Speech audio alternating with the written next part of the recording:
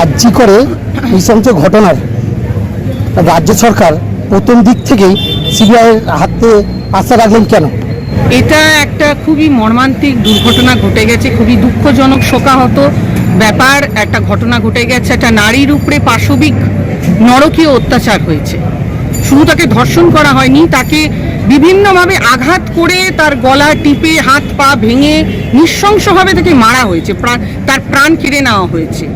এর প্রতিবাদে বাংলার প্রতিটা মানুষ এই দুঃখতে শোকে বাংলার পুরো রাজ্যবাসী কিন্তু শোকাহত, ব্যথিত। কিন্তু এটা এমনই একটা ঘটনা যেটা শুধু একটা রেপ হয়নি, একটা মহিলাকে ধর্ষণ করা হয়নি, তাকে নৃশংসভাবে হত্যা করা হয়েছে। এই ঘটনাটা তাই সিবিআইয়ের হাতে তুলে দেওয়া হয়েছে, যাতে যে central bureau investigation CBI crime branch তারাই এই ঘটনাটা তদন্ত করবে। আর আমরা এর ব্যাপারে আমরা প্রতিটা রাজ্যের মানুষ, সাধারণ মানুষ, জনসাধারণ, মাননীয় মুখ্যমন্ত্রী, তার সৈনিকরা, সে বাংলার মায়ের সন্তানেরা, আমরা এটাই চাইছি যে দোষী, যারা দোষী তারা যেন কঠোরতম শাস্তি হোক, তাদের জন্য ফাঁসি নির্দেশ দেওয়া হয়। কারণ ধর্ষণ শুধু যে আজকে কলকাতায় আরজি কর হসপিটালে হয়েছে তা শুধু নয়, ভারতবর্ষের প্রত্যেকটা প্রান্তরে বিভিন্ন স্টেটসে, আজ মণিপুর বলুন যেখানে মহিলাদের বিবস্ত্র করে হাঁটানো হলো রাস্তার উপর দিয়ে, হাতরাস বলুন যেখানে একটা দলিত কন্যাকে ধর্ষণ করা হলো ধান ক্ষেতের মধ্যে, একজন ডাক্তারকে, একজন উইমেন লেডি ডক্টরকে ধর্ষণ করা হচ্ছে তার কর্মক্ষেত্রে, যার জন্য সবাই প্রতিবাদ জানাচ্ছে।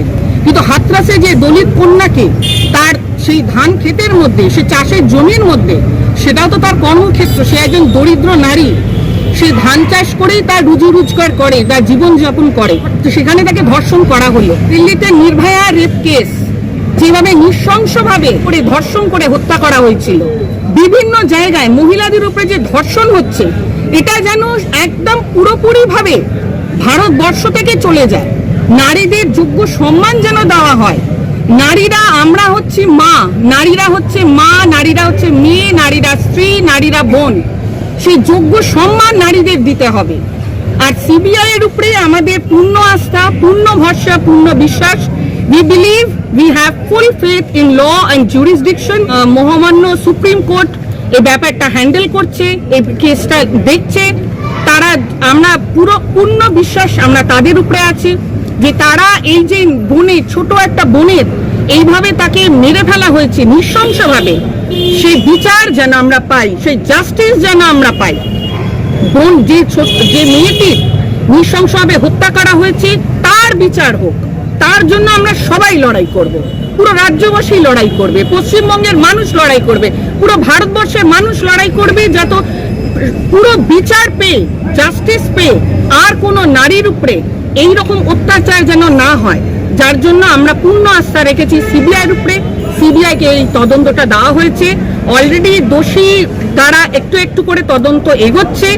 দেখা যাক, যে দোষী তো সাব্যস্ত হবেই, কারণ এর প্রতিবাদে বিভিন্ন ওয়ার্ডে ওয়ার্ডে, ব্লকে ব্লকে এই যে ধর্ণা মঞ্চ, প্রতিবাদের ধর্ণা মঞ্চ, কি একই প্রতিবাদের সুর আমরা তুলেছি যে নারীদের উপরে অত্যাচার করা যাবে না। নারীদের উপরে কেন অত্যাচার হবে? কেন পুরুষ আর নারী সমসাময়িক হবে না?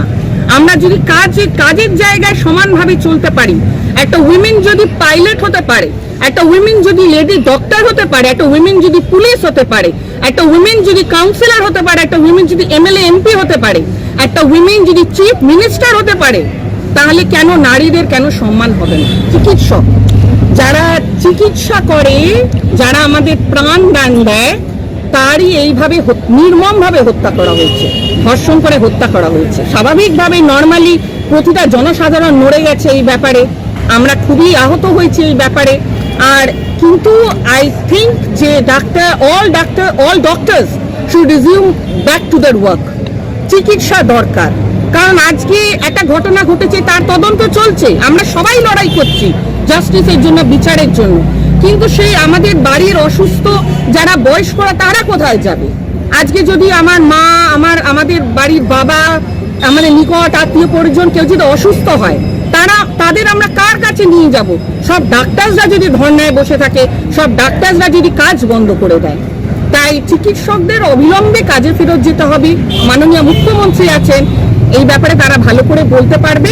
এই ব্যাপারে তারা তদন্তটা দেখছে। মাননীয় মুখ্যমন্ত্রী অলরেডি প্রতিটা গভর্নমেন্ট হসপিটালসে লেডি ডক্টরসদের জন্য বিভিন্নভাবে তাদের সুরক্ষিত রাখার জন্য অনেক রকম স্টেপস নিয়েছেন, রুলস রেগুলেশন তাদের জন্য বানিয়েছেন, সেগুলো ফলো করা হবে। এইভাবে আমরা এগিয়ে যাচ্ছি, সেই তদন্ত চলছে।